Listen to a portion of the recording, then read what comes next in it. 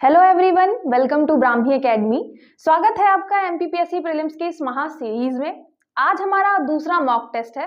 पहला mock test काफी लोगों ने दिया, कुछ लोगों ने अपने नंबर भी शेयर किए हैं। जिनके काफी अच्छे नंबर आ रहे हैं वो और अपनी ऐसे ही मेहनत करते रहे। जिनके कम नंबर आ रहे हैं उनको ज्यादा डिमोटिवेट होने की जरूरत नहीं है, वो ज्यादा से ज्यादा टाइम लगाए रिवीजन करने में।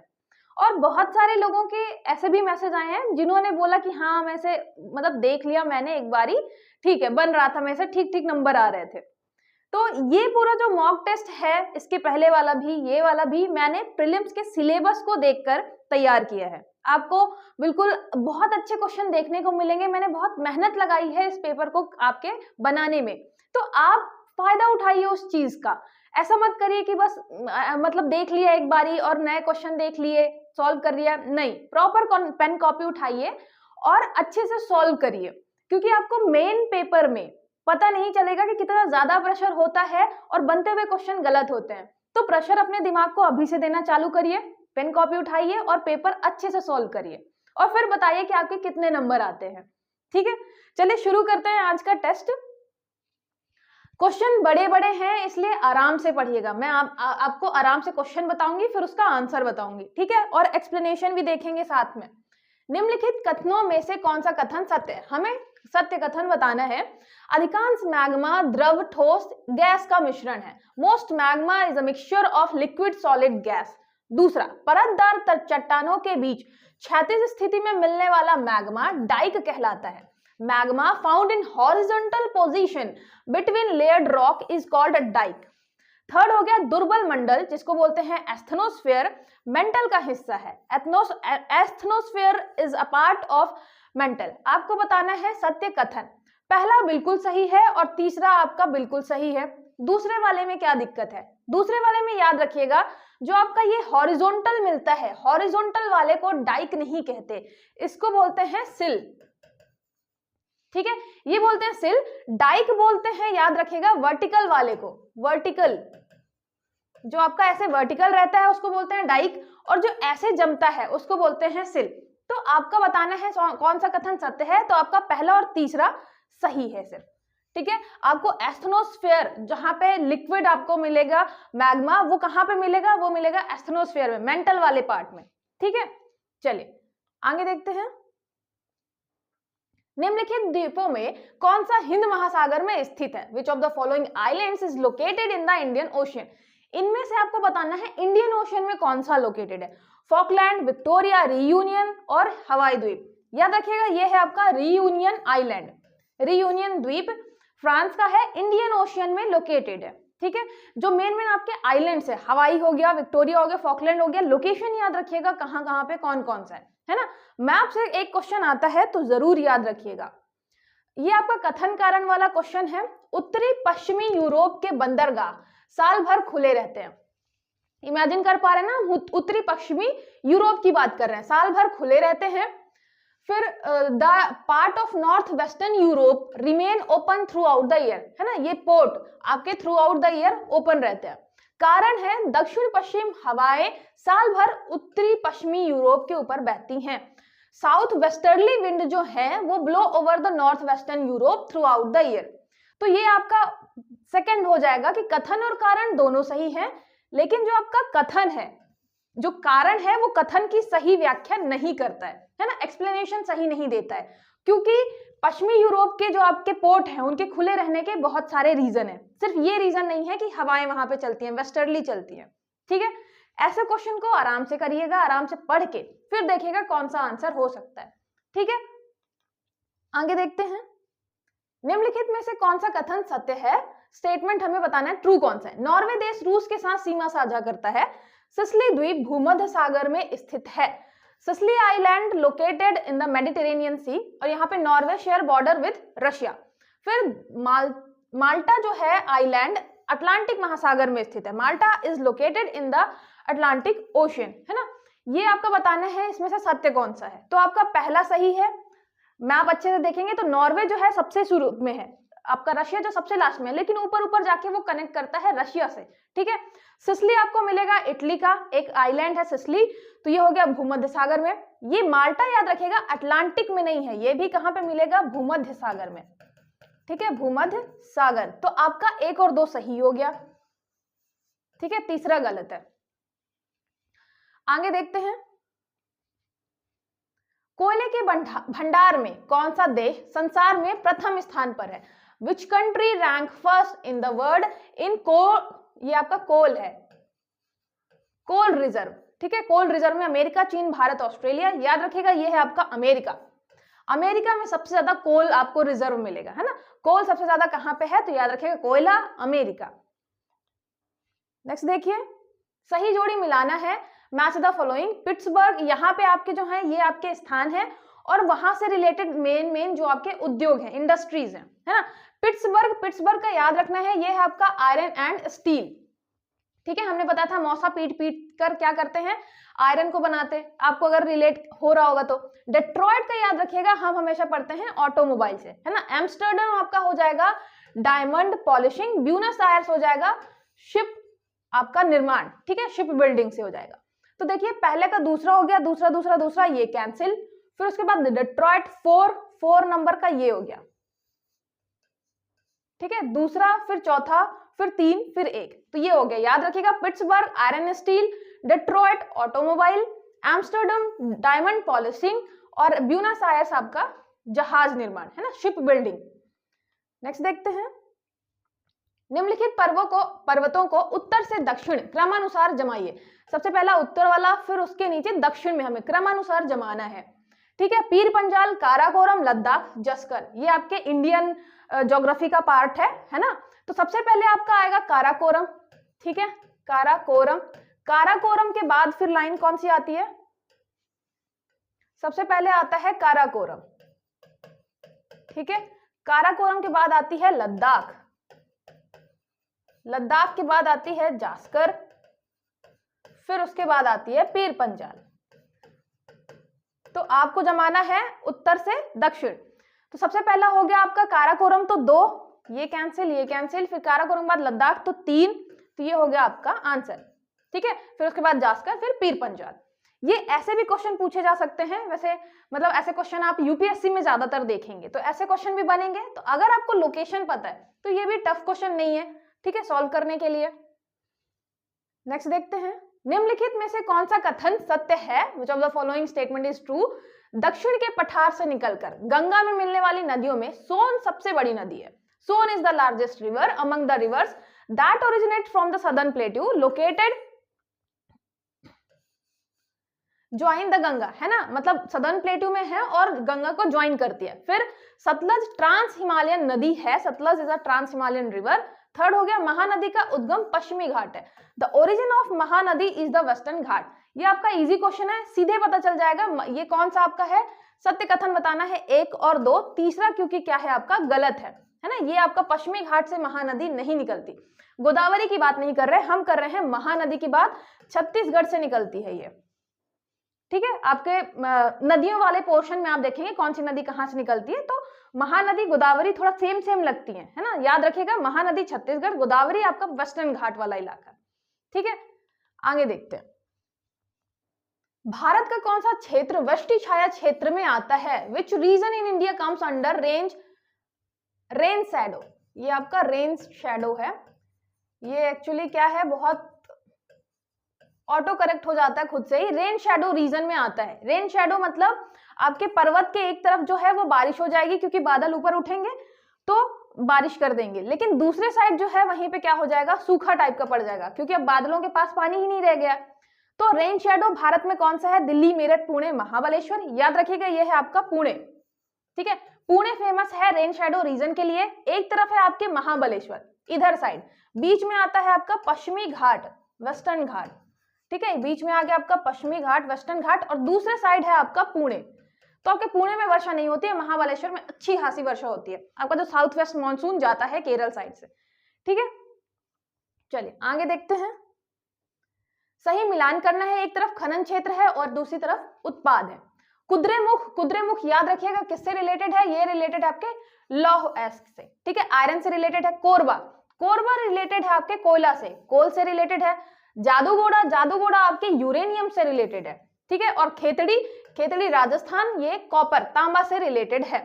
तो पहला हो गया 2, तो आपका ये कैंसिल, फिर हो गया आपका 3, तो ये कैंसिल, फिर हो गया आपका 4, तो ये 4, ये वाला हो गया एक आंसर। ठीक है, चौथे का फिर फर्स्ट, ये आपका आंसर हो गया। याद रखिएगा, कुद्रेमुख आपका लौहयस्क, कोरबा कोयला, जादूगोड़ा आपका यूरेनियम और खेतड़ी तांबा। ठीक है, नेक्स्ट देखिए, कथन कारण वाला ये भी है। प्रायद्वीप भारत में सिंचाई का एक प्रमुख साधन तालाब है।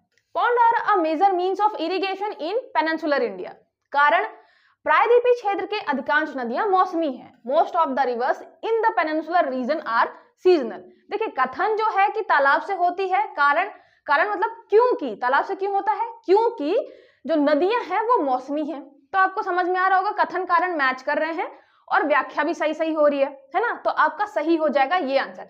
कथन और कारण दोनों सही हैं, और जो कारण है कथन की सही व्याख्या करता है। Both the statement and reason are correct and the reason is the correct explanation of statement. जो आपका स्टेटमेंट है उसको एक्सप्लेन भी कर रहा है रीजन, है ना। तो अगर आपको नहीं समझ में आता तो ये भी कर सकते हैं कि ये है क्योंकि ये है, ऐसे करके क्योंकि लगा के आप बता सकते हैं कि ये है क्योंकि, इसका कारण क्या है, तो दूसरा वाला उसका कारण बता रहा होगा। ऐसे करके रिलेट करेंगे तो ये आंसर, ऐसे क्वेश्चन आप आराम से सॉल्व कर पाएंगे। ठीक है, नेक्स्ट देखिए, भारतीय कला में बुद्ध के जीवन की किस घटना का चित्रण मृग सहित चक्र द्वारा हुआ है। In Indian art which incident of Buddha's life has been depicted by chakra with deer, है ना। यह मृग सहित चक्र को दिखाता है। महाभिनिष्क्रमण, निर्वाण, प्रथम उपदेश और संबोधि। याद रखिएगा, यह है आपका प्रथम उपदेश। बुद्ध जी ने कहा दिया था, सारनाथ में दिया था, सारनाथ में प्रथम उपदेश। तो ये जो है वो दिखाया जाता है किससे, मृग सहित चक्र से, इंडियन कल्चर में। ठीक है, नेक्स्ट देखते हैं। पांचाऊ चीनी जनरल ने कुषाण, ये आपका कुषाण है, कुषाण शासक कनिष्क को हराया था। Pan Chao is a Chinese general defeated the Kushan ruler Kanishka. ये आपका दूसरा हो गया। बाल विवाह की प्रथम कुषाण प्रथा, कुषाण काल में, ये आपका प्रथा है, प्रथा कुषाण काल में प्रारंभ हुई थी। Child marriage was first introduce in the Kushan period. सत्य कथन बताना है, तो याद रखिए आपके ये दोनों कथन सत्य हैं, 1 और 2 दोनों सही हैं। कुषाण जो था, कुषाण के टाइम पे आपको याद होगा, कनिष्क के टाइम पे आपको याद होगा कि इन्होंने क्या किया था, सिल्क रूट जो था, सिल्क रूट उस पर कब्जा कर लिया था, है ना, जो आपका चीन को कनेक्ट करता था यूरोप से। तो इसलिए लड़ाई हुई थी किससे, आपके चीनी जनरल पांचाऊ से, जिसमें कनिष्क हार जाते हैं। दूसरा, जो आपके कुषाण काल में ही बाल विवाह स्टार्ट होता है। अच्छा, कुषाण जो थे वो क्या थे, आपके विदेशी थे, है ना, भारत में आते हैं। तो आपको पता है कि महिलाओं को क्या समझा जाता था, थोड़ा सा कमजोर, कि विदेशी आएंगे, कुछ भी हो सकता है गलत, तो इससे अच्छा हम क्या करें, बहुत कम आयु में ही लड़कियों की शादी कर देते हैं। ठीक है, तो उनसे बचने के लिए बाल विवाह स्टार्ट हुआ, विदेशी जो आक्रमण करता थे उनसे बचने के लिए। तो याद रखिएगा ये दोनों कथन आपके सत्य हैं। ठीक है, नेक्स्ट देखिए, निम्नलिखित में से किसने सल्तनत काल में डाक व्यवस्था का विस्तृत वर्णन दिया है। Who among the following has given a detailed description of postal system during the Sultanate period? Ziauddin Barani, Ibn Battuta, Amir Khusro, Sultan Firoz Shah. याद रखिएगा ये हैं आपके इब्न बतूता जी। ठीक है, इनकी बुक का नाम है रिहला, और मोहम्मद बिन तुगलक के टाइम पे ये आते हैं थोड़ा सा लाइमलाइट में, है ना। तो इब्न बतूता का याद रखिएगा, सल्तनत काल में डाक व्यवस्था का इन्होंने वर्णन किया है, स्पेशली मोहम्मद बिन तुगलक। ये मोहम्मद बिन तुगलक के कोर्ट में काम करते थे, है ना, तो याद रखिएगा। आगे देखते हैं, निम्नलिखित में से किस मुगल शासक का मकबरा भारत में नहीं है। Tomb of which of the following Mughal emperor is not in India. Aurangzeb, Jahangir, Babur, Humayun. याद रखिएगा, जहांगीर आपको औरंगजेब और हुमायूं, हुमायूं का तो दिल्ली में ही मिलेगा, है ना, तो ये दोनों इंडिया में है। जहांगीर का आपको मिलेगा लाहौर में, और बाबर का मिलेगा काबुल में। तो ये दोनों इंडिया के बाहर है, तो आपका 2 और 3 हो गया सही आंसर। ठीक है, आपके ये सब आपको अलग अलग पता है, लेकिन ऐसे क्वेश्चन भी बन सकते हैं कि पूछ ले इनमें से कौन सा बाहर है। तो जितनी भी इंफॉर्मेशन आपको पता है उनको आराम से आपको क्या करना है, ऐसे आंसरों में लगाना है। ठीक है, नेक्स्ट देखिए, कोई जल्दीबाजी नहीं करनी है। निम्नलिखित में से कौन सा कथन सत्य नहीं है। Which of the following option is not correct. British संसद ने वॉरेन हेस्टिंग पर महाभियोग का मुकदमा चलाया था। Warren Hasting has tried for impeachment in the British parliament. दूसरा, अवध का नवाब सहायक संधि स्वीकार करने वाला प्रथम भारतीय देशी शासक था। ये आपका नवाब है,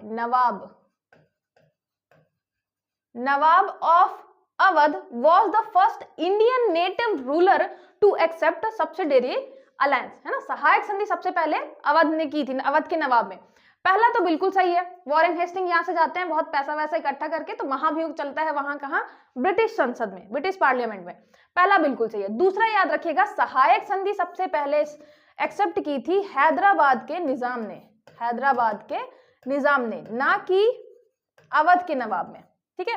हैदराबाद का जो निजाम था उसने एक्सेप्ट की थी सहायक संधि, ठीक है। तो आपका हो गया, आपका सत्य नहीं है, तो ये है केवल 2, ठीक है। चलिए नेक्स्ट देखते हैं। कूका आंदोलन का संबंध पंजाब से है, Kuka revolt is related to Punjab. Rampa विद्रोह का संबंध आंध्र प्रदेश से है, रंपा विद्रोह इज रिलेटेड टू आंध्र प्रदेश।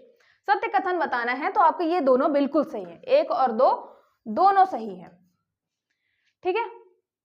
आगे देखते हैं।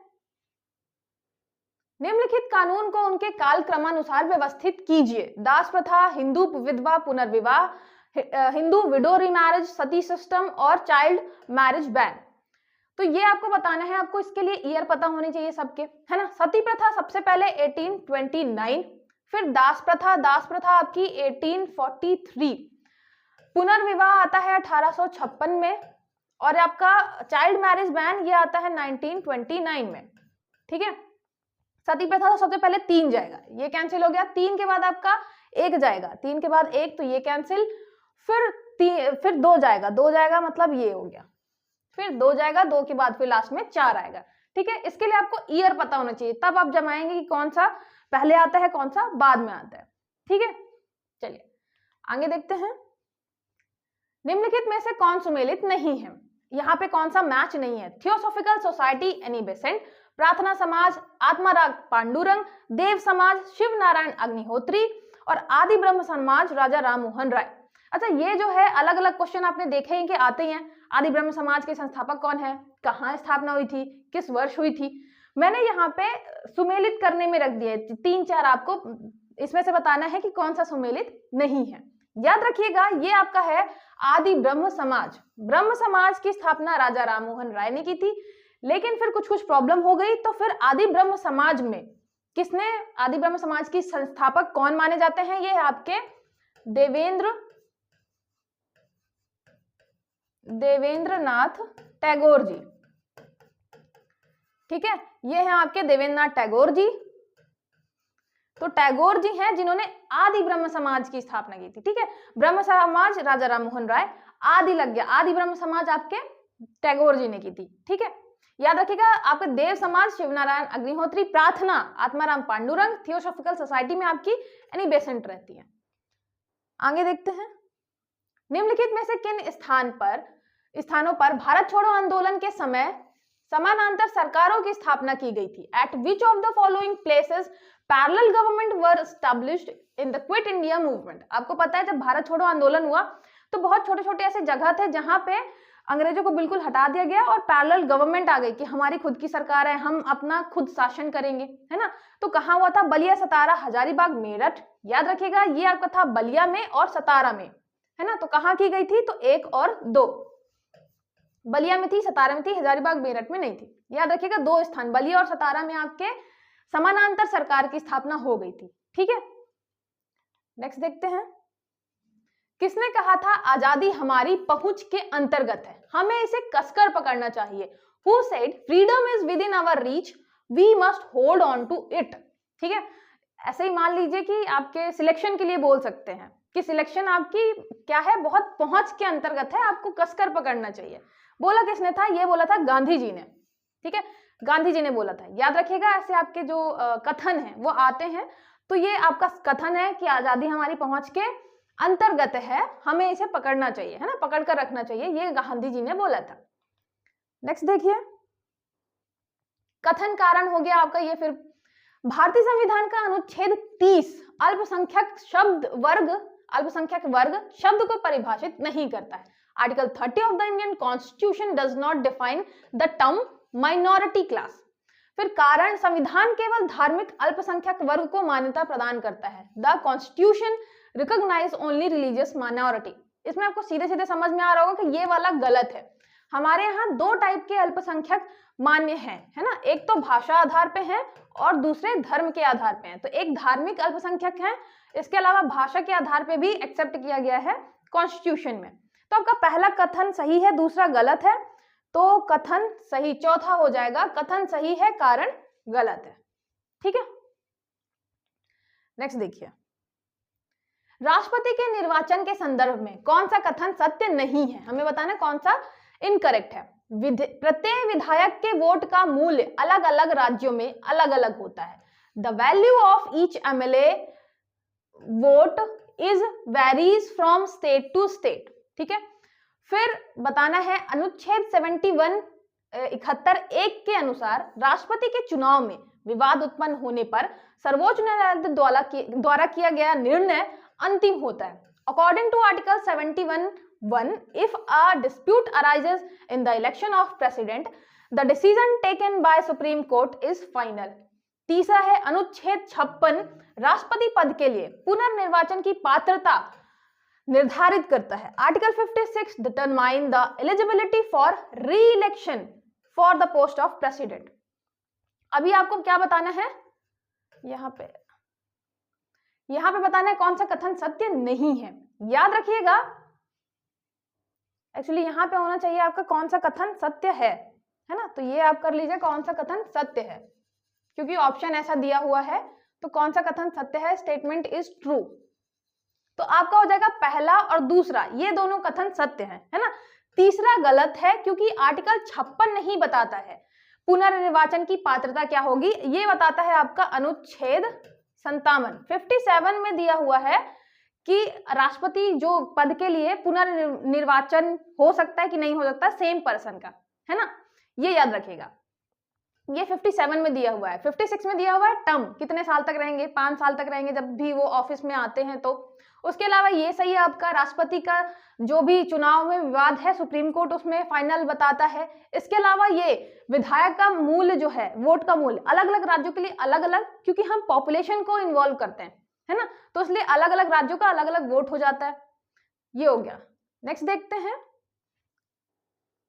यदि सरकार राज्यसभा में पराजित हो जाए तो क्या होता है। What happens if the government is defeated in the Rajya Sabha. Question आराम से पढ़िएगा, है इजी, लेकिन अगर आपने थोड़ा सा ध्यान नहीं दिया तो ये क्वेश्चन गलत भी हो सकता है। हम यहाँ पे बात कर रहे हैं किसकी, राज्यसभा की। ठीक है, प्रधानमंत्री अपना त्याग पत्र दे देंगे अगर वो पराजित हो जाएंगे तो, संसद भंग हो जाएगी, राष्ट्रपति शासन लागू हो जाएगा, या इनमें से कुछ नहीं होगा।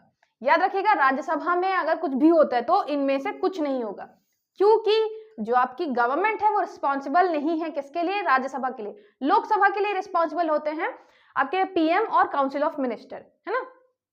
तो याद रखिएगा, राज्यसभा में कुछ भी होने से कुछ नहीं होगा। ठीक है, नेक्स्ट देखते हैं, निम्नलिखित में से कौन सा कथन सही सुमेलित नहीं है। Which of the following statement is not correctly match.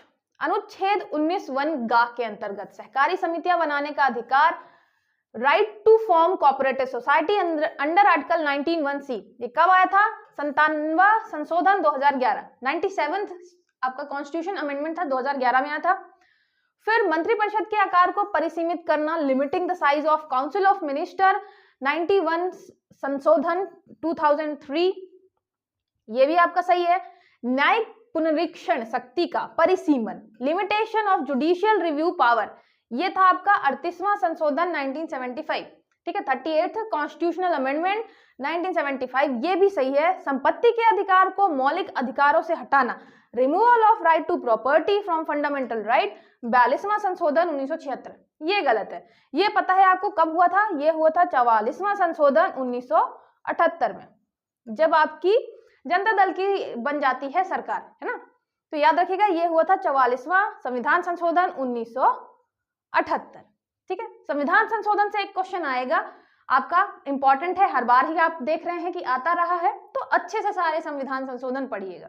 ठीक है, आगे देखते हैं, 1935 के अधिनियम द्वारा स्थापित संघ में अवशेष शक्तियां गवर्नर जनरल को दी गई थी। The residuary power in the union established by 1935 act were given to the governor general. बिल्कुल सही है। 1935 का अधिनियम द्वारा एक संघीय व्यवस्था तथा केंद्र में द्वैध शासन लागू किया गया था। By the Act of 1935, a federal system and diarchy at the central was implemented. सत्य कथन बताना है तो सीधी बात है, दोनों आपके सही है, तो 1 और 2 दोनों सही है। ठीक है, 1 और 2 दोनों सही है। ये आपका जो रेसिडुअरी पावर है हमने गवर्नर जनरल को दिया था। इसके अलावा यहाँ पे एक संघीय व्यवस्था आई थी, फेडरल सिस्टम आया था, और साथ ही साथ हमने केंद्र में द्वैध शासन लागू कर दिया था। 1935 एक्ट है। ठीक है, नेक्स्ट, संविधान का कौन सा अनुच्छेद उच्चतम न्यायालय को उसके द्वारा दिए गए निर्णय या आदेश को पुनर्विलोकन हेतु अधिकृत करता है? Which article of the constitution authorises the supreme court to review the decision और order given by it? Supreme court अपना खुद का क्या कर सकता है, आदेश है या कोई क्या है यहाँ पे निर्णय है, उसको बदल सकता है, उसको फिर से सोच सकता है, रिव्यू कर सकता है कि कुछ गलती तो नहीं हो गई। किस आर्टिकल में लिखा है? याद रखिएगा, ये है अनुच्छेद 137। ठीक है, 137 रिलेट कैसे कर सकते हैं? 37 साल से रिलेट करिएगा, ये 37 बार रिव्यू कर सकता है, कुछ भी करके कर सकते हैं, है ना। तो ये हो गया आपका रिव्यू किस में कर सकता है? उच्चतम न्यायालय, आर्टिकल 137 में दिया हुआ है। ठीक है, आगे देखते हैं। संविधान सभा में कुल 15 महिलाओं में निम्नलिखित में से कौन शामिल नहीं था? Who among the following was not included among the total 15 women in Constituent Assembly? संविधान सभा में 15 महिलाएं थी। अब इसमें बताना है इनमें से कौन सी नहीं थी। सुचेता कृपलानी, हंसा मेहता, राजकुमारी अमृत कौर, अम्मू स्वामीनाथन। याद रखिएगा, ये चारों आपकी थी। ठीक है, ये चारों थी आपकी। अम्मू स्वाति, अब अच्छा, सुचेता कृपलानी, राजकुमारी अमृत कौर, इनका नाम तो पढ़ा होगा कहीं ना कहीं। याद क्या करना है आपको? हंसा मेहता करना है और यहाँ पे अम्मू स्वामीनाथन करना है। ठीक है, चलिए आगे देखते हैं। अनुच्छेद 245 के तहत सांसद भारत के संपूर्ण राज्य क्षेत्र, जो आपका सांसद नहीं, यहाँ पे संसद है, भारत के संपूर्ण राज्य क्षेत्र या उसकी किसी भाग के लिए विधि बना सकेगी। Under article 245 the parliament can make clause for the, यहाँ पे लॉज सिर्फ है, laws for the entire territory of India और एनी पार्ट ऑफ इट। फिर दूसरा, अनुच्छेद 250 आपातकाल घोषित किए जाने पर संसद को राज्य सूची में वर्णित विषयों पर विधि बनाने का अधिकार प्रदान करती है। Article 250 powers the parliament to make laws on the subject mentioned in the state list when emergency is declared। Emergency हम आपके 352 से कर रहे हैं, आर्टिकल 352 से, लेकिन 250 जो है वो पावर देता है किसको? आपके संसद को, कि वो स्टेट लिस्ट से भी क्या कर सकती है? कानून बना सकती है इमरजेंसी लगने पे, है ना। तो ये दोनों कथन आपके सत्य हैं, चूज करना है सत्य कथन। 1 और 2 दोनों सही हैं। 245 बोलता है संसद को कि आप पूरे देश के लिए या किसी एक पार्ट के लिए विधि बना सकते हैं। 250 में बोलता है कि आपातकाल लगने पे तो स्टेट लिस्ट से भी सब्जेक्ट उठा के विधि बना सकते हैं। ठीक है, चलिए आगे देखते हैं। पारिस्थितिक तंत्र के तत्वों के चक्रण को क्या कहते हैं? What is the cycling of elements of an ecosystem called? Ecosystem में हम साइकिलिंग ऑफ एलिमेंट देखते हैं, उसको क्या कहते हैं? केमिकल साइकिल, जियोकेमिकल साइकिल, अर्थ साइकिल या बायो जियोकेमिकल साइकिल। याद रखिएगा, ये है आपका चौथा, जैव भू रासायनिक। बायो जियोकेमिकल साइकिल है जो पूरी की पूरी होती है इकोसिस्टम में। ठीक है, आगे देखिए। पारिस्थितिक तंत्र में स्पर्धा प्रभाव डालती है। What effect does competition have on ecosystem? आपको पता है कंपटीशन मतलब बचपन में 3 इडियट्स का फेमस डायलॉग है ही, अगर तेज नहीं दौड़ोगे तो पीछे रह जाओगे, है ना, कोई कुचल कर आगे बढ़ जाएगा। तो यही है कंपटीशन। कंपटीशन से इकोसिस्टम पे क्या प्रभाव पड़ता है?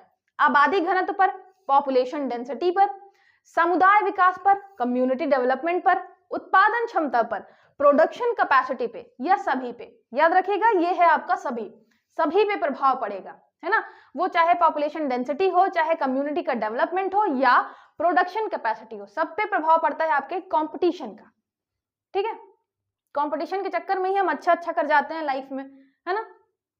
चिकित्सा पद्धति जिसमें पराश्रव्य ध्वनि का उपयोग किया जाता है। In which medical procedure ultrasonic sound is used. ECG, EEG, x-ray, sonography.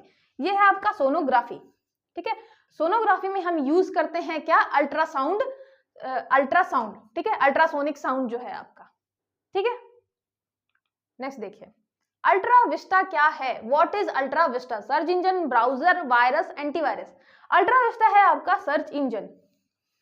ठीक है, नाम याद रखिएगा, सर्च इंजन और ब्राउजर के बहुत अजीब अजीब से हैं, तो याद रखिएगा अल्टा विस्ट आपका यहाँ पे अल्टा है, अल्टा विस्टा,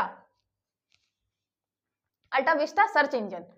नेक्स्ट देखिए, मनुष्य में मेरुदंड में कितने जोड़ी तंत्रिका निकलती हैं? How many pairs of nerves emerged from the spinal cord in human? जो आपका स्पाइनल कॉर्ड है उसमें उससे कितनी जोड़ी की बात करें, पेयर्स की, है ना, कितने जोड़ी पेयर्स जो है वो क्या निकलते हैं? तंत्रिका निकलती हैं। ये याद रखिएगा, ये है 31 जोड़ी। ठीक है, 31 जोड़ी तंत्रिकाएं निकलती हैं कहां से? आपके मेरुदंड से, स्पाइनल कॉर्ड से। ठीक है, आगे देखते हैं, क्यूलैक्स फैंटिगस मादा मच्छर निम्नलिखित में से किस रोग का वाहक है? क्यूलैक्स, ठीक है, गन्स है। फैंटिगन्स mosquitoes is the carrier of which of the following? याद रखिएगा, आपको सिर्फ क्या करना है, फैंटिगस से नाम किसे भी कर सकते हैं, फैंटिगन्स। क्यूलैक्स फैंटिगन्स जो है वो आपकी मादा मच्छर, इनमें से कौन सा बीमारी फैलाती है? मलेरिया, डेंगू, फाइलेरिया, दाद। मलेरिया और डेंगू के बारे में तो बहुत ज्यादा आपने पढ़ा होगा, है ना, मादा एनाफिलीज, मादा एडीज। यहाँ पे हम बात कर रहे हैं मादा क्यूलैक्स की, क्यूलैक्स फैंटिगन्स। ये है आपके फाइलेरिया के लिए, याद रखिएगा, इससे फैलता है फाइलेरिया। ठीक है, ये भी आपकी मादा मच्छर ही है। आगे देखते हैं, स्वच्छ पटल मृदुता केराटोमलेशिया निम्नलिखित में से किस विटामिन की कमी के कारण होता है? Keratomalacia is caused by the deficiency of which of the following vitamin? Vitamin की कमी से होता है इतना खतरनाक रोग। ठीक है, केराटोमलेशिया, याद रखिएगा, जो आपका मलेशिया है ये होता है विटामिन ए की कमी से। ठीक है, ये है आपका विटामिन ए की कमी से मलेशिया। स्वच्छ पटल मृदुता, ठीक है, वैसे भी स्वच्छ पटल लिखा हुआ है तो कुछ ना कुछ आंखों से रिलेट करेगा, तो आप वैसे भी विटामिन ए में ही जाएंगे, है ना। चलिए आगे देखते हैं, आनुवांशिक रूप से परिवर्तित बीटी कपास को निम्नलिखित में से किसके लिए विकसित किया जाता है? Genetically modified BT cotton haves been developed for which of the following? कीट प्रतिरोध के लिए, insect resistance, bacterial resistance, drought resistance या फंगल रेजिस्टेंस। याद रखिएगा, बीटी आपका जो ब्रिंजल है, बैगन, उसके लिए भी हमारा क्वेश्चन आ चुका है, ये आपका बीटी कॉटन के लिए है। तो बीटी कॉटन जो हम जेनेटिकली मॉडिफाइड कर रहे हैं, जीएम क्रॉप्स, याद रखिएगा ये किसके लिए है आपका बीटी कॉटन? इसमें हम कीट प्रतिरोध क्षमता बढ़ा रहे हैं। ठीक है, आगे देखते हैं, सिंथेटिक अपर्चर रडार उपग्रह को विकसित करने वाला नासा और इसरो की संयुक्त परियोजना है। Which is the joint project of NASA and ISRO to develop synthetic aperture radar satellite? याद रखिएगा, यह है आपका सिंथेटिक अपर्चर रडार सैटेलाइट। और जो आपका नासा और इसरो है, दोनों काम कर रहे हैं इसमें, नासा और इसरो। और इसका नाम क्या है? इसका नाम है निसार, निसार। ठीक है, NASA ISRO synthetic aperture radar, ये है आपका निसार। ठीक है, दोनों काम कर रहे हैं, 2024 तक लॉन्च करेंगे ये सैटेलाइट। आगे देखते हैं, कौन सा देश 2022 में भारत का शीर्ष व्यापारिक भागीदार है? Which country was India's top trading partner in 2022? अभी नया नया बना है 2022 में टॉप ट्रेडिंग पार्टनर। याद रखिएगा, यह है आपका संयुक्त राज्य अमेरिका, यूएसए। यूएसए अभी सेकेंड या थर्ड नंबर पे चला करता था, अब टॉप हमारा ट्रेडिंग पार्टनर बन गया है। ठीक है, चलिए आगे देखते हैं, संयुक्त राष्ट्र महासभा ने अपने 78वें सत्र के अध्यक्ष के रूप में डेनिस फ्रांसिस को चुना है। ये किस देश से हैं? The United Nation General Assembly has elected Dennis Francis as the president of its 78th session is from which country? ये आपके डेनिस फ्रांसिस जो है किस कंट्री के हैं? मालदीव्स, ट्रिनिडाद और टोबैगो, होंडुरास, पनामा। याद रखिएगा, ये है आपके ट्रिनिडाद और टोबैगो के। ठीक है, ये आपका सेंट्रल अमेरिका की कंट्री है ना, जो कैरेबियन वाला इलाका है, वहां पे सेंट्रल अमेरिकन कंट्री ट्रिनिडाद और टोबैगो, यहां से आपके आते हैं डेनिस फ्रांसिस, ठीक है, अभी बने हुए हैं आपके 78th जो सेशन चल रहा है यूनाइटेड नेशन जनरल असेंबली का, ठीक है। आगे देखते हैं, हाल ही में निम्न में से किस संस्थान ने केंद्रीय वेब पोर्टल उद्गम लॉन्च किया है? Which of the following institution has recently launch a central web portal उद्गम। याद रखिएगा, उद्गम किसने किया है? भारतीय रिजर्व बैंक ने, आरबीआई ने किया है उद्गम। इसकी थोड़ी बहुत आप चाहें तो डिटेल भी दे सकते हैं कि जो भी आपका अनआइडेंटिफाइड जो कैश पड़ा हुआ है बहुत सारे अकाउंट्स में, उसके रिलेटेड ये आपने आरबीआई ने लॉन्च किया, ठीक है, वेब पोर्टल, जो आपका सेंट्रल वेब पोर्टल है उद्गम, आरबीआई से संबंधित। रमन मैगसेसे पुरस्कार 2023 किस भारतीय को प्रदान किया गया है? Which Indian has been awarded the Ramon Magsaysay award 2023? 2023 में दिया गया है रमन मैगसेसे, याद रखिएगा ये हैं आपके रवि कन्नन। रवि कन्नन जी चिकित्सा से संबंधित है, ठीक है, तो रवि कन्नन रमन मैगसेसे 2023। नेक्स्ट देखिए, मध्य प्रदेश खिलाड़ी तुलिका मान का संबंध किस खेल से है? मध्य प्रदेश player Tulika Maan is related to which sport? घुड़सवारी, जूडो, शूटिंग और टेनिस। याद रखिएगा ये जूडो से संबंधित है, ठीक है, अभी एशियन गेम में इन्होंने बहुत अच्छा परफॉर्म भी किया है, तो तुलिका मान जूडो से संबंधित है, ठीक है। आगे देखते हैं, निम्नलिखित टेनिस टूर्नामेंट्स को उनके कालक्रम के अनुसार व्यवस्थित करें। Arrange the following tennis tournament in their chronological order. अब कुछ बच्चों को लगेगा कि ऐसे क्वेश्चन थोड़ी ना आते हैं कि हम एक टूर्नामेंट का याद करें कि पहले कौन सा होता है बाद में कौन सा होता है, तो ये क्वेश्चन आपका सीजीपीएससी, आपको छत्तीसगढ़ पीएससी में पूछा जा चुका है, तो आपको पता है कि अगर सीजी में पूछा जा सकता है तो एमपी में भी पूछा जा ही सकता है, ठीक है, इसलिए मैंने ये क्वेश्चन यहाँ पे रखा। यहाँ पे सबसे पहले याद रखिएगा, सबसे पहले आपका होता है ऑस्ट्रेलिया ओपन, अगर मैप में याद रखेंगे तो ऑस्ट्रेलिया यहाँ पे पड़ेगा, सबसे पहले ऑस्ट्रेलिया, उसके बाद होता है फ्रेंच, फिर आपका होता है फ्रेंच, तो यहाँ आएगा फ्रेंच, है ना, फ्रेंच के बाद आता है आपका विंबलडन जो आपका यूके में होगा, फिर उसके बाद आता है यूएस ओपन, है ना, तो ऑस्ट्रेलिया मतलब पहला, ये कैंसिल, फिर उसके बाद तीसरा, तो ये तीसरा, ये कैंसिल, फिर तीसरे के बाद आपका हो गया चौथा तो ये, ठीक है, ये हो गया आपका आंसर। सबसे पहले हो गया ऑस्ट्रेलिया, ऑस्ट्रेलिया के बाद फ्रांस, फ्रांस के बाद विंबलडन, उसके बाद आएगा आपका यूएस, ठीक है, ऐसा बिल्कुल चक्कर लगाता हुआ जाता है टेनिस टूर्नामेंट। नेक्स्ट देखिए, 20वां एशियन गेम्स 2026 कहां आयोजित किया जाएगा? Where will be the 20th Asian games 2026 be held? चीन, जापान, साउथ कोरिया, थाईलैंड। याद रखिएगा ये होगा आपके जापान में, ठीक है, अभी वाला हुआ था चीन में, नेक्स्ट वाला होगा जापान में, ठीक है। आगे देखिए, राज्य मानवाधिकार आयोग के सदस्यों की नियुक्ति के नामों की सिफारिश करने वाली समिति में कौन शामिल नहीं है? ये क्वेश्चन आप कई बार देख चुके होंगे और याद भी बहुत अच्छे से कर चुके होंगे, बस गलत मत करिएगा, है ना। Who is not included in the committee to recommended names for the appointment of members of the state human rights commission? नेता प्रतिपक्ष, लीडर ऑफ अपोजिशन, मुख्यमंत्री, फिर विधानसभा का अध्यक्ष, असेंबली स्पीकर, गवर्नर। सीधी बात है, ये है आपका गवर्नर, ये अपॉइंट करते हैं, अपॉइंट करने वाली समिति में नहीं शामिल रहते, ठीक है। चलिए आगे देखते हैं, भारत निर्वाचन आयोग के मुख्य निर्वाचन आयुक्त को हटाने का प्रावधान अनुच्छेद 124 में वर्णित है। The provision for removal of the chief election commissioner of the election commission of India is mentioned in article 124। ये बिल्कुल सही है, आपका जो 124 में दिया हुआ है आपके सुप्रीम कोर्ट के जजेस को कैसे हटाएंगे, सेम प्रक्रिया इनकी भी होती है, तो वहीं पे आपका मिल जाएगा। फिर भारत निर्वाचन आयोग के अन्य निर्वाचन जो आयुक्त होते हैं को हटाने का प्रावधान अनुच्छेद 124 में वर्णित है।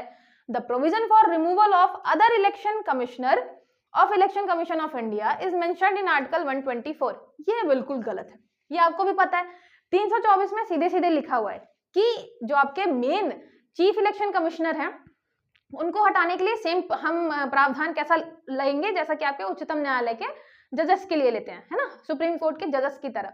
लेकिन अगर अन्य कमिश्नर की बात करें तो राष्ट्रपति हटा सकते हैं केवल और केवल मुख्य आपके जो निर्वाचन आयुक्त हैं, चीफ इलेक्शन कमिश्नर है, उनकी सिफारिश के बाद, है ना, इनको सिफारिश देना पड़ेगा इनको हटाने के लिए अन्य निर्वाचन आयुक्तों को। तो आपका सत्य कथन है केवल एक, ठीक है।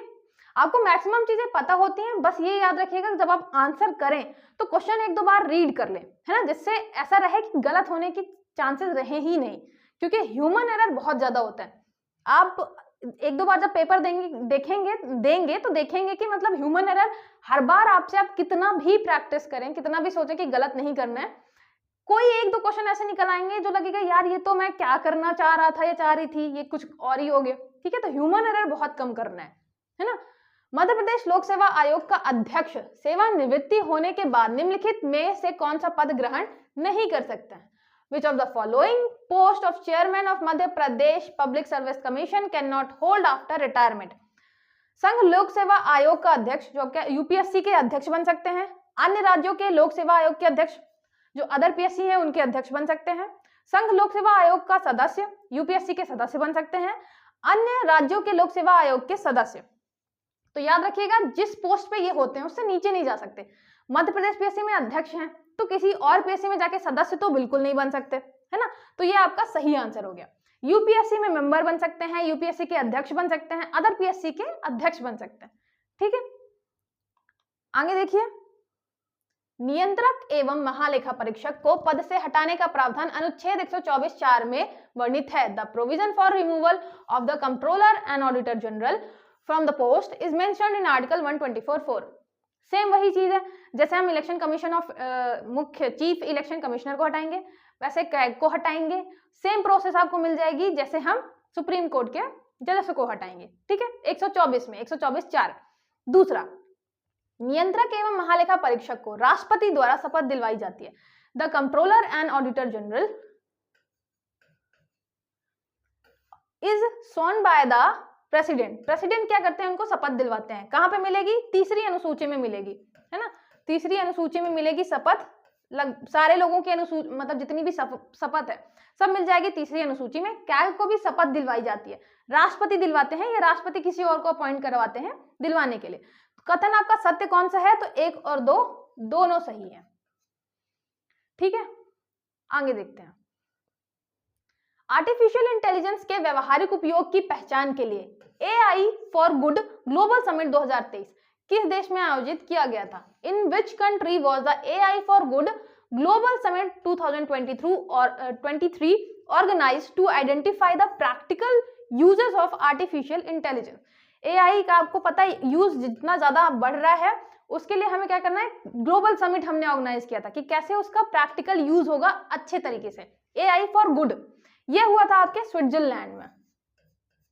ठीक है, ये आपको स्विट्जरलैंड में हुआ था 2023 में।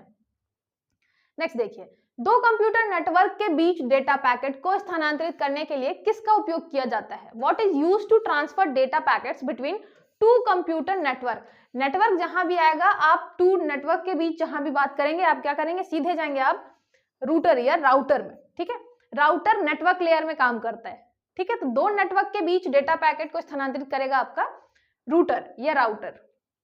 नेक्स्ट देखिए, उपभोक्ता अपने हिसाब से कीमत तय करते हैं जिसे व्यवसाय स्वीकार या अस्वीकार करता है। इस मॉडल को क्या कहा जाता है? Consumer decide the price according to themself which the business accept or reject.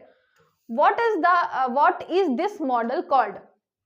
उपभोक्ता बताएगा हमें इतने में दे सकते हैं, अगर बिजनेस को मतलब जो आपका ओनर है उसको समझ आएगा कि ठीक है हम बेच सकते हैं कि नहीं तो ठीक है, नहीं तो रिजेक्ट कर सकता है। ये कौन सा मॉडल है?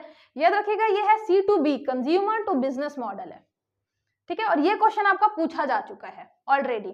तो ऐसे क्वेश्चन मैंने रख दिए कि जिन लोगों ने प्रीवियस ईयर के क्वेश्चन नहीं देखे हैं या अच्छे तरीके से नहीं देखे हैं वो यहाँ पे देख लें। एटलीस्ट ये क्वेश्चन आपको 1-2 बार मिलेगा तो दिमाग में बैठ जाएगा कि उपभोक्ता कंज्यूमर और बिजनेस की बात कर रहे हैं। ठीक है, आगे देखते हैं। वह कौन सा उपकरण है जिसका उपयोग विद्युत प्रणाली में वोल्टेज को विनियमित रेगुलेट करने के लिए किया जाता है? Which device can be used to regulate voltage in an electrical system? Zener diode, tunnel diode, pin diode, Schottky diode. याद रखिएगा ये है आपका जेनर डायोड। जेनर डायोड का उपयोग हो सकता है किसमें? वोल्टेज रेगुलेटर के रूप में। ठीक है, आगे देखते हैं। ई गवर्नेंस NCEG पर 26वें राष्ट्रीय सम्मेलन का आयोजन कहां किया गया था? Where was the 26th National Conference on E-Governance organise, national conference हुई थी ई गवर्नेंस के लिए 26वीं, कहाँ हुई थी याद रखिएगा, ये इंदौर में हुई थी। ठीक है, अभी इंदौर में हमने ई गवर्नेंस के लिए क्या किया था, कॉन्फ्रेंस किया था।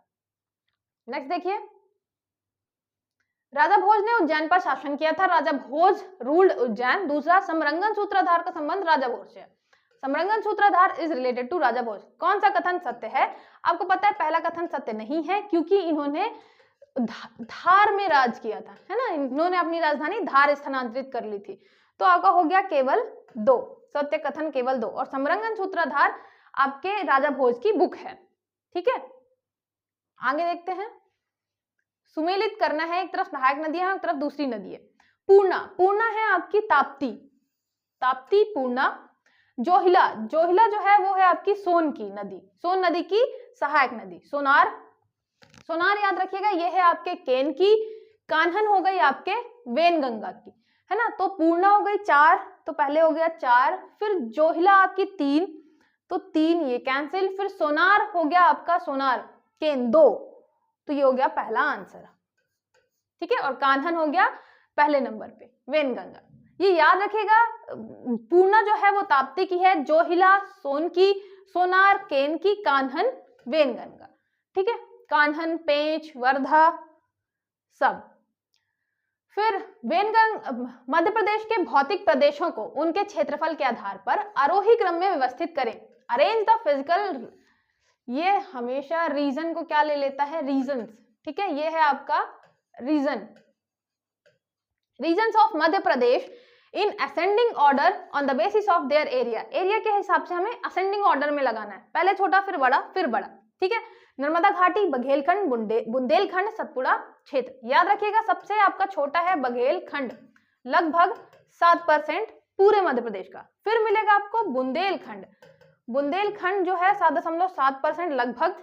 फिर मिलेगा आपको सतपुड़ा, सतपुड़ा क्षेत्र जो है लगभग 11% है। फिर मिलेगा आपको नर्मदा घाटी जो कि लगभग आपके 26% है।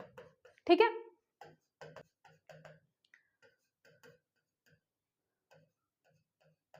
तो आपको क्या करना है, यहां पे बताना है सबसे पहले बघेलखंड, तो 2, फिर 2 के बाद आएगा आपका 3, 2 के बाद 3, 3 के बाद आएगा आपका 4, फिर 4 और 1। ठीक है, नर्मदा घाटी सबसे बड़ी है, याद रखिएगा। ऐसे ही आपका भी जो रीजन छूटा हुआ है, मालवा छूटा हुआ है, उसके अलावा मध्य भारत वाला इलाका छूटा हुआ है ना, बघेलखंड, रीवा पन्ना का इलाका छूटा है, उसको भी इंक्लूड कर लीजिएगा, कुछ भी अगर इसमें कहाँ पे कौन सा सेट हो जाएगा। ठीक है, चलिए आगे देखते हैं। सारोमारो और गुर्जरा शिलालेख का संबंध अशोक से है। Saru Maru and Gurjara inscription is related to Ashoka, बिल्कुल सही है। पानगुडारिया शिलालेख का संबंध चंद्रगुप्त मौर्य से है। Panguraria inscription is related to Chandragupta Maurya, ये बिल्कुल अलग गलत है, क्योंकि ये भी किससे रिलेटेड है, अशोक से ही रिलेटेड है ना। मिलेगा कहाँ पे, ये सीहोर में मिलेगा। तो आपका असत्य कथन बताना है, तो ये है आपका केवल 2। ठीक है, असत्य कथन चुनिए केवल 2। नेक्स्ट देखिए, धजारी पहाड़ी और वांचू पॉइंट निम्नलिखित में से किस पर्वत श्रेणी पर स्थित हैं? Dhajari hill and Wanchoo point are situated on which of the following mountain range? Satpura, Vindhyachal, Aravali, Ajanta. ये है आपके विंध्याचल पर्वत श्रेणी में। ठीक है, याद रखिएगा, धजारी पहाड़ी, वांचू पॉइंट, है ना। नेक्स्ट देखिए, निम्नलिखित में से कौन सा कथन असत्य है? असत्य बताना है। मैंगनीज धारवाड़ रूपांतरित चट्टानों में पाई जाती है। Manganese is found in Dharwad metamorphic rock, बिल्कुल सही है। बालाघाट की चिल्फी श्रेणी और छिंदवाड़ा की सौसर श्रेणी का संबंध धारवाड़ चट्टानों से है। Chilpi range of Balaghat and Sausar range of Chhindwara belongs to Dharwad rocks, बिल्कुल सही है। भारत में आंध्र प्रदेश मैंगनीज का सबसे बड़ा उत्पादक राज्य है। Andhra Pradesh is the largest producer of manganese in India. उसके बाद बालाघाट में स्थित भरवेली खान मैंगनीज के लिए प्रसिद्ध है। Bharweli mine located in Balaghat is famous for manganese. अच्छा, इसमें देखिए ये आपका जो गलत है वो है ये, आंध्र प्रदेश में नहीं है। आपको सबसे ज्यादा मैंगनीज कहाँ मिलेगा? उड़ीसा में। अगर आपको ये वाला आंसर नहीं भी पता तो देखिए ये सही है, ये सही है, ये सही है, तो सीधी बात है गलत कौन सा होगा? यही गलत होगा, है ना। तो आप अगर नहीं भी जानते हैं तो थोड़ा सा दिमाग से काम करिएगा कि अगर ये सही है, ये सही है, ये सही है, तो यही गलत हो सकता है। ठीक है, तो आंध्र प्रदेश बिल्कुल टॉप पे नहीं होगा मैंगनीज प्रोडक्शन में। नेक्स्ट देखिए, 2019 की तुलना में 2011 में मध्य प्रदेश के कुल वन क्षेत्रफल में 10.11 किलोमीटर स्क्वायर की वृद्धि हुई। The total forest area of Madhya Pradesh has increased by 10.1 kilometre square in 2001 compare to 2019। Bharat Van Sthiti report 2021 के अनुसार भिंड जिले में वन क्षेत्र सर्वाधिक वृद्धि हुई। According to the India forest status report 2021, Bhind district has seen the highest increase in forest area. आपको बताना है सत्य कथन, चूज द करेक्ट ऑप्शन, दोनों सही है। याद रखिएगा, ये मैंने क्वेश्चन रखा है किससे, यहाँ पे भी जो रिपोर्ट आई है आपकी 2021 की, ये भारत वन स्थिति रिपोर्ट है ना, आईएसएफआर रिपोर्ट, उस हिसाब से जो आपका मध्य प्रदेश में 10 किलोमीटर क्या हुआ है, क्षेत्रफल बढ़ा है वन का। उसके अलावा भिंड में सबसे ज्यादा क्या हुआ है, क्षेत्रफल बढ़ा है ना। क्षेत्रफल बढ़ने की बात कर रहे हैं भिंड में। ओवरऑल देखेंगे तो बालाघाट सबसे टॉप पे चल रहा है, सबसे कम कहाँ पे है वन क्षेत्रफल, वो मिलेगा उज्जैन में, है ना। लेकिन यहाँ पे देख रहे हैं कि वृद्धि कहाँ हुई है, तो भिंड में हुई है, भिंड जिले में सर्वाधिक वृद्धि। नेक्स्ट देखते हैं, निम्नलिखित में से किन जंतुओं की संख्या के संदर्भ में मध्य प्रदेश को प्रथम स्थान प्राप्त है। Madhya Pradesh rank first in terms of the number of which of the following animal. आपको पता है मध्य प्रदेश बहुत सारे एनिमल्स में फर्स्ट स्टेट पे है ना। तो आपका हो गया टाइगर, लेपर्ड, एलिगेटर, घड़ियाल और भेड़िया। तो ये जो चारों हैं, चारों में मध्य प्रदेश अभी पहले स्थान पे चल रहा है, ठीक है। तो टाइगर भी टॉप पे हैं, लेपर्ड, एलिगेटर, घड़ियाल, भेड़िया, ठीक है। तो ये आपके हो गए सभी। मध्य प्रदेश में अभी सबकी जनसंख्या जो है पूरे भारत में सबसे ज्यादा है, ठीक है। तो बाघ राज्य भी है, तेंदुआ राज्य भी है, घड़ियाल राज्य भी है, भेड़िया राज्य भी है, ठीक है। चलिए नेक्स्ट देखते हैं, देश का सबसे बड़ा ग्रीन हाइड्रोजन प्लांट कहां स्थापित किया जा रहा है। Where is the country's largest green hydrogen plant being set up. Nai Delhi, गुना, इंदौर, नागपुर। याद रखिएगा ये होगा आपके गुना में। गुना में स्थापित है GAIL, gas authority of India limited, वहीं पे स्थापित हो रहा है सबसे बड़ा ग्रीन हाइड्रोजन प्लांट, ठीक है, गुना। नेक्स्ट देखिए, निम्नलिखित में से कौन सा उत्पाद भौगोलिक संकेतक में शामिल है। Which of the following product is include in the geographical indication. Ujjain का बटिक प्रिंट, धार का बाघ प्रिंट और डिंडोरी का बैगा चित्रकला। याद रखिएगा, आपका उज्जैन का बटिक प्रिंट है, धार का बाघ प्रिंट है, लेकिन डिंडोरी का बैगा चित्रकला नहीं है। ये कौन सी चित्रकला है, गोंड चित्रकला, है ना। अच्छे से याद रखिएगा, थोड़ी थोड़ी चीजें हैं जो आपका 2 नंबर क्या कर सकती हैं, गलत कर सकती हैं, ठीक है। तो ये याद रखिएगा, डिंडोरी की गोंड चित्रकला है। तो 1 और 2 सही है सिर्फ, ठीक है, जो कि जीआई टैग में शामिल है, और डिंडोरी की गोंड चित्रकला जीआई टैग में शामिल है, ठीक है। नेक्स्ट देखते हैं, इलेक्ट्रॉन बीम रेडिएशन पर आधारित देश का पहला केंद्र कहां स्थापित किया जाएगा। Where will be the country's first centre based on electron beam radiation be established. ये किया जाएगा इंदौर में, ठीक है, इंदौर में स्थापित होगा आर कैट इंस्टीट्यूशन में। चलिए आगे देखते हैं, electron beam radiation Indore. Bilkis जहां का मकबरा कहां स्थित है। वेयर इज बिल्किस जहां टॉम लोकेटेड। चंदेरी, ओरछा, बुरहानपुर, धार। याद रखिएगा ये मिलेगा आपको बुरहानपुर में। और ये बिल्किस जहां रिलेटेड किससे है, ये मुगल टाइम से रिलेटेड है ना, मुगल टाइम से रिलेटेड है, शाहजहां की बेटे की वाइफ। तो ये याद रखिएगा कि मुगल से रिलेटेड है, मुगलों को बहुत ज्यादा पसंद था आपका बुरहानपुर, है ना। मुमताज महल की भी वहीं पे डेथ होती है, वहीं पे मकबरा, मतलब वहीं पे शुरुआती जो उनकी कब्र थी वहीं पे बनाई गई थी। बिल्किस जहां के लिए भी यहाँ पे क्या बना है, मकबरा बना है, ठीक है। कहाँ पे मिलेगा, बुरहानपुर, बिल्किस जहां। आगे देखते हैं, निम्नलिखित में से उज्जैन में स्थित किस मंदिर के कपाट केवल नागपंचमी के दिन ही खुलते हैं। Which of the following temple located in Ujjain the door of which open only on the day of Nag Panchami. Nag Dashak मंदिर, नाग चंद्रेश्वर, नागमणि, नवग्रह। याद रखिएगा ये है आपका नाग चंद्रेश्वर मणि, ठीक है। नाग भगवान के लिए एक मंदिर है नाग चंद्रेश्वर मणि, कहाँ है, उज्जैन में, जो कि नाग पंचमी के दिन ही खुलता है, ठीक है। आगे देखते हैं, कलचुरी कालीन कलाकृतियों से सुसज्जित बाबा कोटेश्वर धाम किस जिले में स्थित है। In which district is Baba Koteshwar Dham decorated with Kalachuri period artefacts located. यहाँ पे बाबा कोटेश्वर धाम, जहाँ पे कलचुरी कालीन आपको कलाकृति मिलेगी, ये लोकेटेड है बालाघाट में, ठीक है। बालाघाट, कलचुरी मतलब बालाघाट थोड़ा दूर होगा कलचुरी के लिए, लेकिन इमेजिन कर लीजिएगा उतने एरिया तक वो मंदिर बनवाने जा रहे थे, ठीक है। बाबा कोटेश्वर, बालाघाट, कलचुरी कालीन स्थापत्य कला, है ना, कलाकृति। नेक्स्ट देखिए, सिपाही बहादुर सरकार की स्थापना सीहोर में की गई थी। सिपाही बहादुर सरकार इज एस्टैब्लिश्ड इन सीहोर, बिल्कुल सही है। इसकी स्थापना महावीर वली शाह द्वारा की गई थी। It was established by Mahavir and Wali Shah, ये भी बिल्कुल सही है। भारत छोड़ो आंदोलन के समय सिपाही बहादुर सरकार की स्थापना की गई थी, ये बिल्कुल गलत है।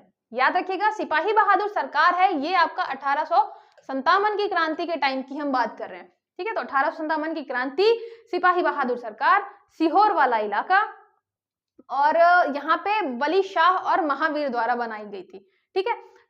सरकार क्यों लगा हुआ है? क्योंकि उन्होंने, सिपाहियों ने मिलकर बनाया था।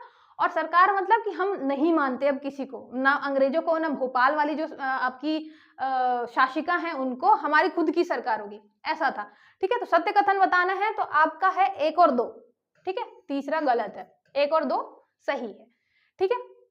आगे देखते हैं, खजुराहो के विश्वनाथ मंदिर अभिलेख का संबंध किस शासक से है? Vishwanath temple inscription of Khajuraho is related to which ruler? Raja Dhanga, Raja Ganda, Yashovarman और कीर्तिवर्मन। याद रखिएगा ये हैं आपके राजा धंग। राजा धंग ने ही ये विश्वनाथ मंदिर बनवाया है खजुराहो में, और वहां पे इंस्क्रिप्शन मिलेगा धंग जी से रिलेटेड, है ना, इनके बारे में चीजें लिखी हुई है वहां पे। नेक्स्ट देखिए, आल्हा गायन बुंदेलखंड क्षेत्र का एक लोक गायन है। Alha gayan is a folk song of Bundelkhand region. अच्छा, मैं जल्दी जल्दी इसलिए भी करवा रही हूँ जिससे आपको मेन वैसे भी फोकस किस पे है कि आंसर मिले, है ना। क्वेश्चन देखें, आंसर मिले, बहुत एक्सप्लेनेशन में आप वैसे भी नहीं जाएंगे, तो इसलिए मैं बहुत ज्यादा एक्सप्लेन कर भी नहीं रही हूँ, ठीक है। बुंदेलखंड रीजन का क्या है? ये एक लोक गायन है, बिल्कुल सही है, ठीक है। इसमें बुंदेली और ब्रज भाषा का प्रयोग है। Bundeli and Braj language is used in it. फिर तीसरा, इस कविता में विष रस की प्रधानता, ये भी बिल्कुल सही है। बुंदेली और ब्रज भाषा, यहाँ पे क्या दिक्कत आ रही है? बुंदेली तो है क्योंकि हमें पता चल रहा है बुंदेलखंड रीजन में, लेकिन यहाँ पे याद रखिएगा ब्रज भाषा नहीं है, यहाँ पे है अवधी। ब्रज और अवधी का मिश्रण है, ठीक है, आपके आल्हा खंड में, आल्हा गायन में। तो यहाँ पे हो गया आपका 1 और 3, 1 और 3 आपका हो गया सत्य कथन, ठीक है। क्वेश्चन बड़े बड़े हैं तो आराम से पढ़िएगा, छोटी छोटी चीजों में आपको गलतियां मिल जाएंगी, ठीक है। नेक्स्ट देखते हैं, निम्नलिखित में से कौन मध्य प्रदेश विधानसभा के प्रोटम स्पीकर, अध्यक्ष व उपाध्यक्ष के पद पर रहे हैं? Who among the following has held the post of pro tem speaker, speaker and deputy speaker of Madhya Pradesh legislative assembly? आप देखेंगे कि ऐसे क्वेश्चन पूछे जाते हैं ना, पिछली बार भी पूछे गए थे, 2020 में, 21 में आपको मिलेंगे। काशी प्रसाद पांडे, तेजलाल टेबरे, रामकिशोर शुक्ला, कुंजीलाल दुबे। याद रखिएगा ये शुक्ला जी हैं आपके, रामकिशोर शुक्ला जी, ठीक है। ये आपको प्रोटम स्पीकर भी थे, अध्यक्ष भी थे, उपाध्यक्ष भी थे, ठीक है। चलिए आगे देखते हैं, मध्य प्रदेश के निम्नलिखित राज्यपालों में से कौन भारत के संविधान सभा के सदस्य रहे हैं? Who among the following governors of Madhya Pradesh has been a member of Constituent Assembly of India? ये क्वेश्चन भी आपका आया है, मैंने उसी से उठा के क्वेश्चन आपका बना दिया, ठीक है। ऑप्शन भी रख दिए हैं, निरंजन नाथ वांचू, केसी रेड्डी, हरि विनायक पाटस्कर। पाटस्कर जी रहेंगे, रेड्डी जी रहेंगे, वांचू जी याद रखिएगा आईसीएस से रिलेटेड थे, ठीक है। आपके सिविल सर्विसेज इन्होंने निकाला था ब्रिटिशर्स के टाइम पे, तो सीधी बात है ये संविधान सभा में नहीं रहेंगे, तो क्योंकि ब्रिटिशर्स के अंडर में उस टाइम पे काम कर रहे थे, है ना, बाद में जाके इन्होंने छोड़ा था नौकरी। ये थे मतलब ये याद रखिएगा कि ये सिविल सेवा से संबंधित थे, तो राजनीति में ज्यादा नहीं थे। राजनीति में नहीं थे तो क्या किसमें नहीं थे? संविधान सभा में नहीं थे, ठीक है। तो निम्नलिखित में से कौन संविधान सभा में थे? तो 2 और 3 आपके केसी रेड्डी मिलेंगे और हरि विनायक पाटस्कर, ठीक है। आगे देखते हैं, निम्नलिखित में से कौन सा युग्म सुमेलित नहीं है? Which of the following pair is not match? Harishankar Parsai, विकलांग श्रद्धा का दौर, भवानी प्रसाद मिश्र, गीत फरोश, सुभद्रा कुमारी चौहान, उर्मिला, शरद जोशी, जीप पर सवार, जीप है ये, जीप पर सवार इलियम। याद रखिएगा ये है आपका सुभद्रा कुमारी चौहान, उर्मिला, ठीक है, ये इनसे संबंधित नहीं है। उर्मिला है बालकृष्ण शर्मा नवीन की, बालकृष्ण शर्मा नवीन, ठीक है। सुभद्रा कुमारी चौहान की आपको मुकुल, त्रिधारा, ये सारी मिलेंगी। आगे देखते हैं, राष्ट्रीय गुड गवर्नेंस इंडेक्स 2021 में ग्रुप बी में मध्य प्रदेश का कौन सा स्थान रहा? What position did Madhya Pradesh occupy in group be in the national good governance index 2021। अच्छा, ये 2021 में आया था नेशनल गुड गवर्नेंस इंडेक्स।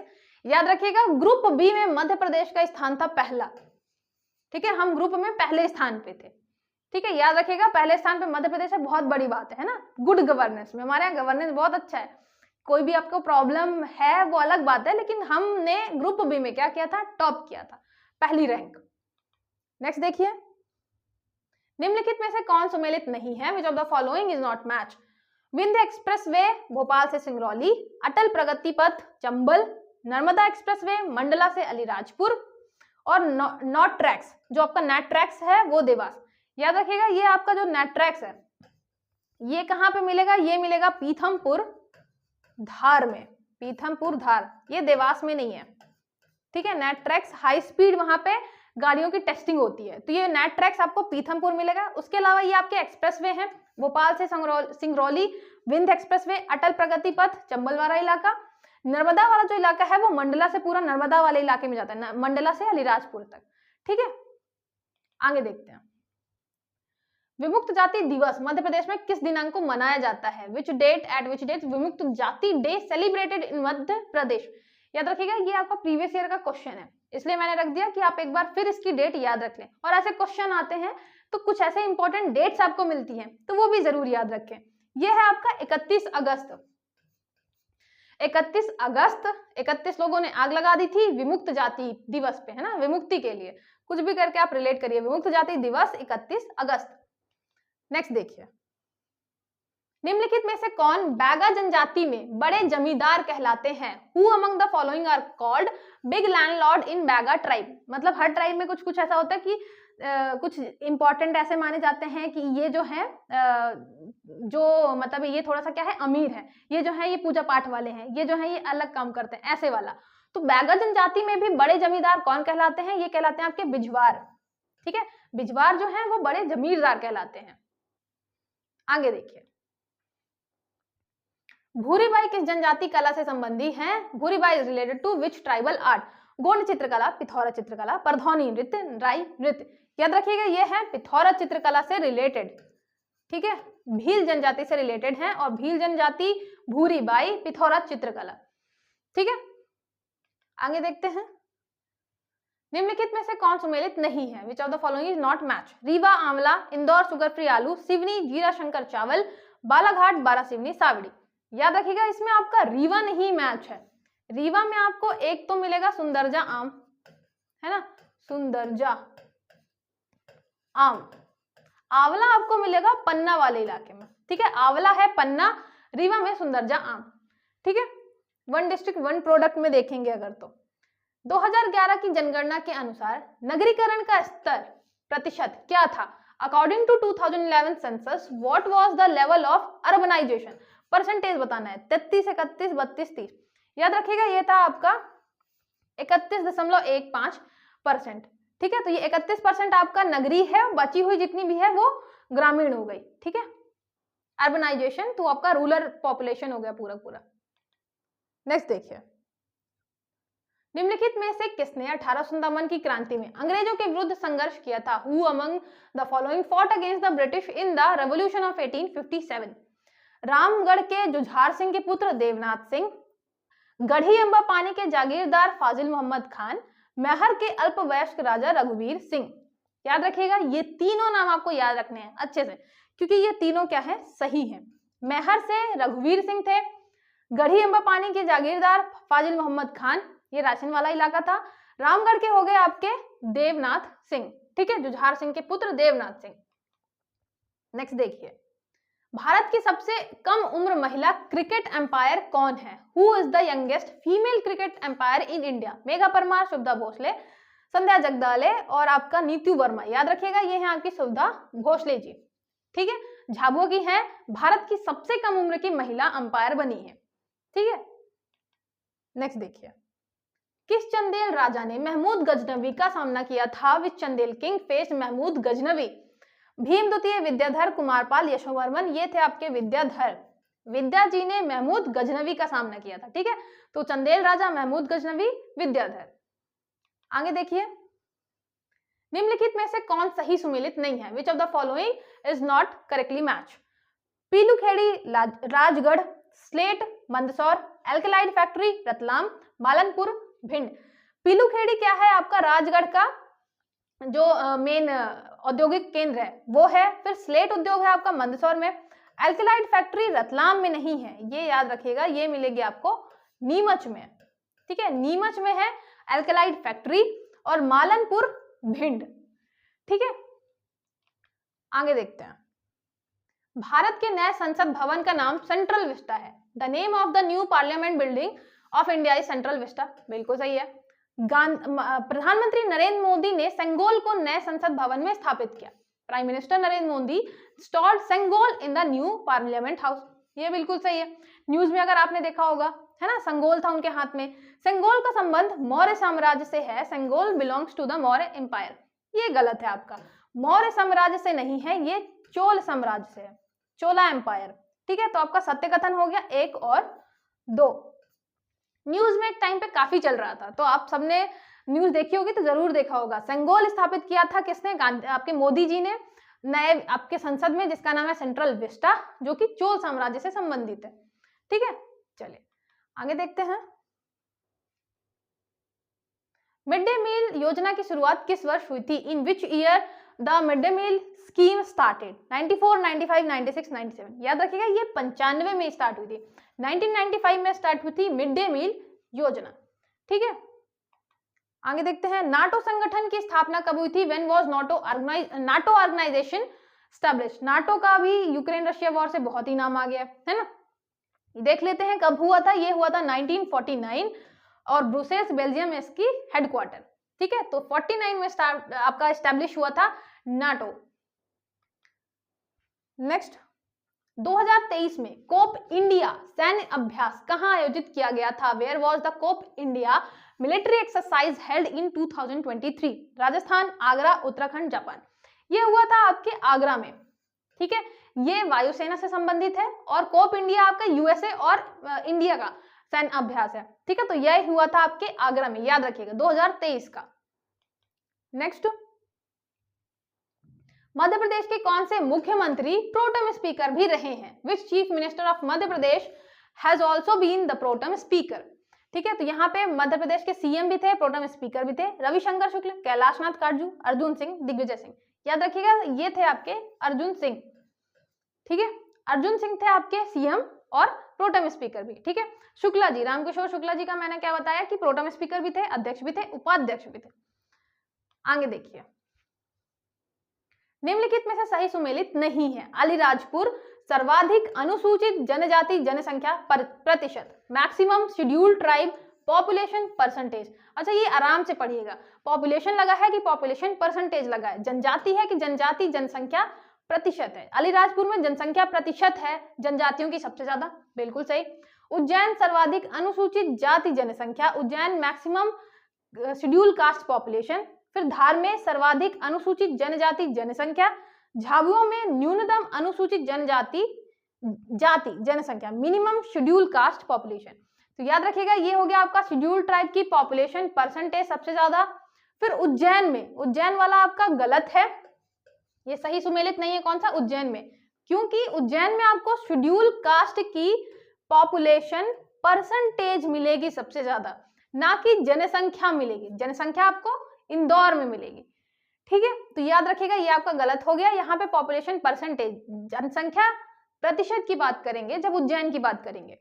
फिर धार सबसे ज्यादा अनुसूचित जनजाति जनसंख्या, आपका schedule tribe population, ST population सबसे ज्यादा कहाँ है? धार में।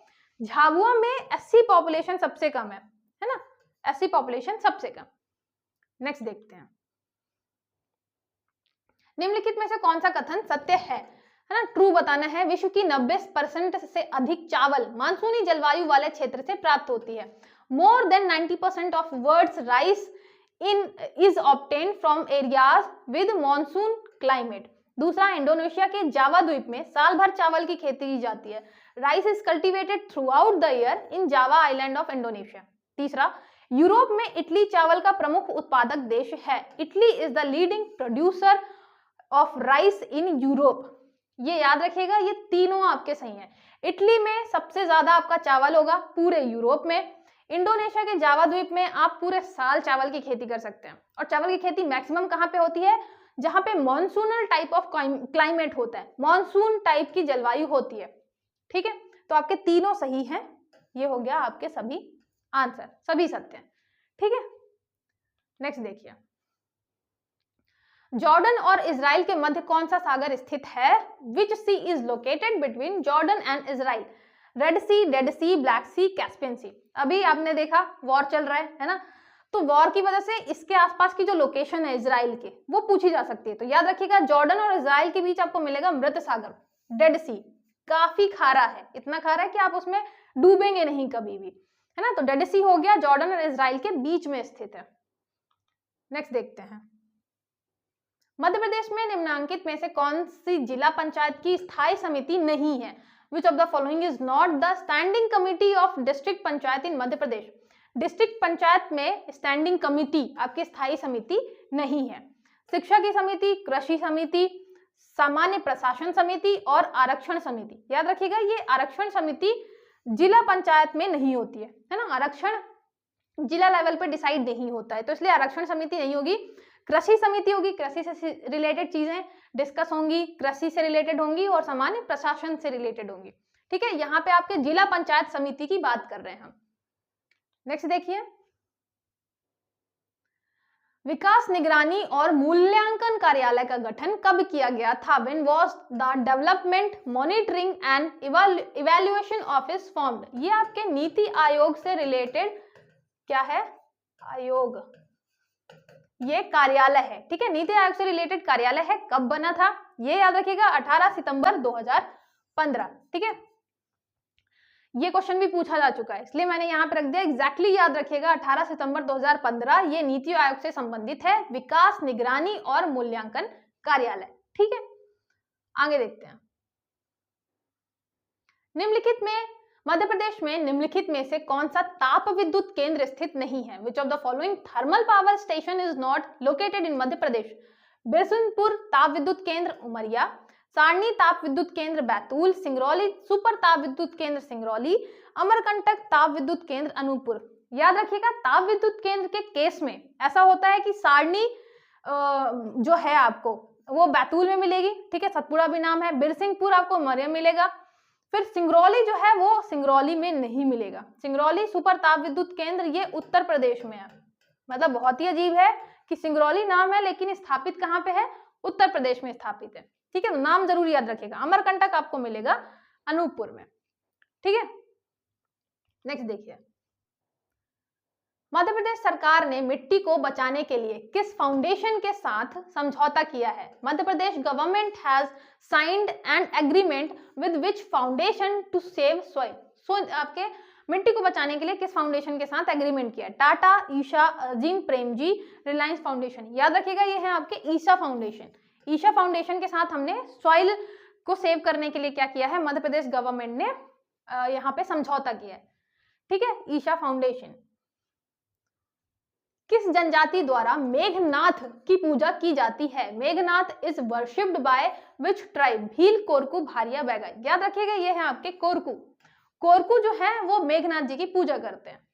ठीक है, आगे देखिए, हाल ही में तानसेन सम्मान 2021 से किसे सम्मानित किया गया है? तानसेन सम्मान 2021 वाला अभी थोड़े टाइम पहले ही दिया गया है। ठीक है, तो who has recently been honoured with Tansen सम्मान 2021? नित्यानंद, पंडित सतीश, विवेक रंजन, पंडित भजन सोपोरी। याद रखिएगा, ये हैं आपके नित्यानंद हल्दीपुर। ठीक है, नित्यानंद हल्दीपुर, तानसेन सम्मान 2021 जो कि अभी थोड़े टाइम पहले दिया गया है। ठीक है, ये मत सोचिएगा कि ये बहुत पुराना है, 21 का हम क्यों पढ़ रहे हैं। एक तरफ है अनुसंधान केंद्र, एक तरफ है संबंधित जिले। अंगूर आपको पता है किससे हो जाएगा संबंधित? अंगूर अनुसंधान केंद्र रतलाम। ठीक है, रात को अंगूर खाते हैं हम। फिर सोयाबीन जो है, सोयाबीन हो जाएगा आपका इंदौर। फिर कपास के लिए तो खरगोन। ठीक है, और आम के लिए हो गया आपका रीवा। तो कौन सा हो गया? अंगूर के लिए रतलाम, तो 3 ये कैंसिल। फिर सोयाबीन के लिए 2 तो ये कैंसिल। फिर कपास के लिए 4। ये हो गया आपका आंसर, और आम के लिए पहला रीवा। ठीक है, आई होप आपको सारे क्वेश्चन अच्छे से समझ में आए हो और आपने सारे क्वेश्चन आराम से सॉल्व किए हो। आगे जितने भी नंबर आते हैं आप कमेंट करके बताते हैं, बताना चाहें तो बता सकते हैं, नहीं तो आप मैसेज करके भी बता सकते हैं। अगर आपको कोई भी डाउट है या प्रिपरेशन में कोई भी प्रॉब्लम आ रही है तो आप मुझे इस नंबर पे शेयर कर सकते हैं 6261759209। ठीक है, मैं आपको जो भी मैं हेल्प कर सकूंगी जरूर करूंगी। तो चलिए ठीक है, मिलते हैं फिर नेक्स्ट लेक्चर में, तब तक पढ़ते रहिए। All the best.